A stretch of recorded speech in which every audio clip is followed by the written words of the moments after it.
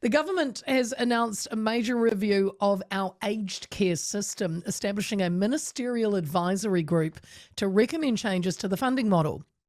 Associate Health Minister Casey Costello and Health Minister Simeon Brown's the aim is to create a system that provides the right care in the right place. It's easier to navigate, will be fair, sustainable, they say, and able to meet the needs of the growing over 65 population, which we know is growing. We have got an older population and getting older. The review builds on work started by the previous government and will take a long-term bipartisan approach. In the meantime, the government has increased sector funding by $270 million over the past 2 years and will ease pressure and support ongoing improvements.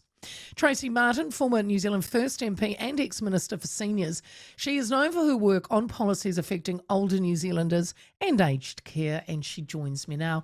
Tracey, a very good morning to you. Kia ora. How are you?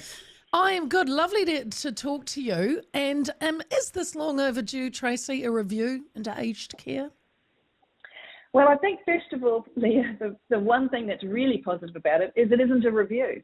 It's an actual advisory group that has been asked to come up with real steps from people on the front line about how we can create a better system to deliver for the large number of older New Zealanders we're going to expect. We've had 5 reviews over the last sort of decade, so now we've actually got something that could eventuate into real action. Right, good point. And where do you, Tracey, see the major issues?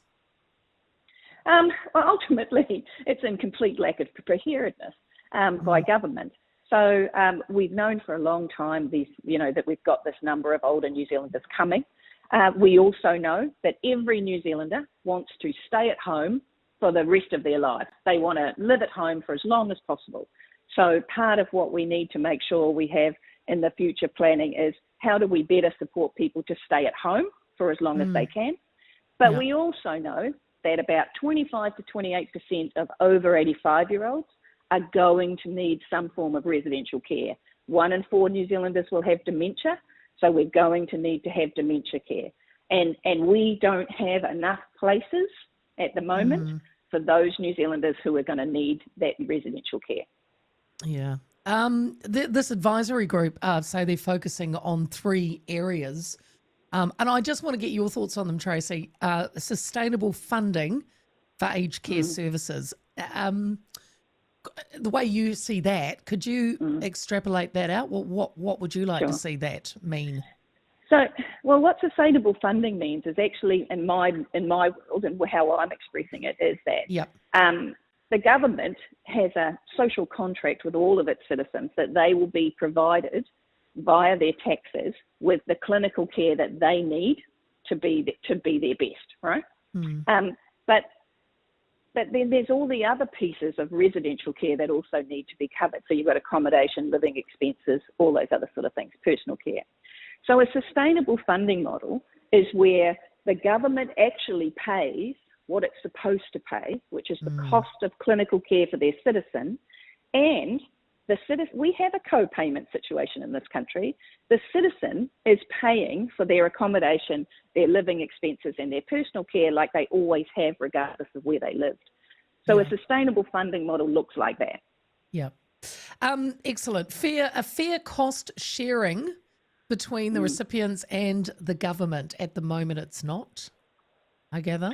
Well, yeah. Well, again, because the government doesn't actually know what it's paying for, it can't show you the equation by which it decides it's going to pay $187 a day for a rest home level bed. It doesn't know. It pulls the number out of the air. So when we want an evidence-based funding model similar to the Australians, so that the citizen can transparently see, yep, my government is paying what it's supposed to pay, and I'm happy to cover the other areas that I'm supposed to pay. And I mean, this is kind of self-explanatory and a good idea, better integration between aged care, health and disability services. You'd agree with that? Oh, absolutely. I mean, we've got such silos going on at the moment to the point where I'm not allowed to be in the room at the same time as the in-home care providers, for example. Wow. So, yeah, it's a crazy sort of siloed space based on contracts, etc. So Okay. our sector can do much more. Let's say, for example, you've got a partner who has early onset dementia, but the care partner, the other spouse, they Yep. need a break, right? So Yes. our sector could be supporting with respite to support the care partner so that the actual person with dementia can stay at home for longer. Right. That's what we're talking about. Okay.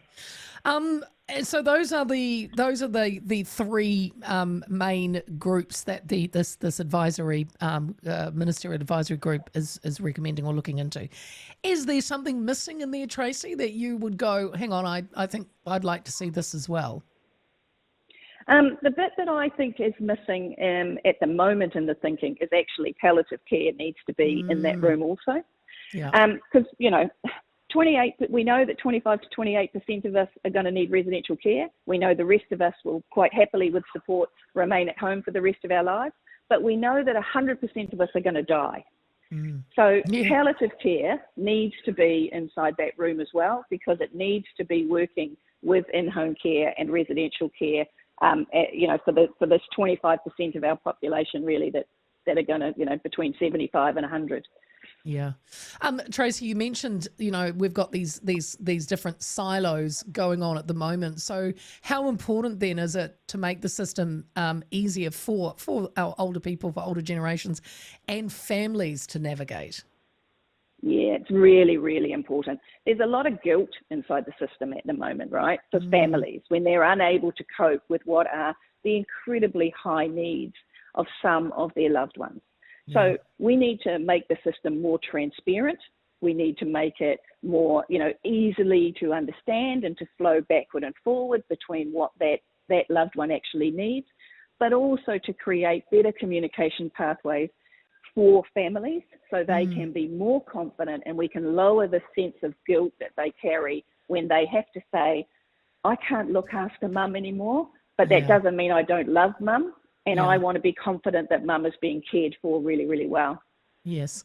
And the recent $270 million boost, I mean, it's a substantial amount of coin, but is it enough to relieve pressure for while longer term reforms are being planned?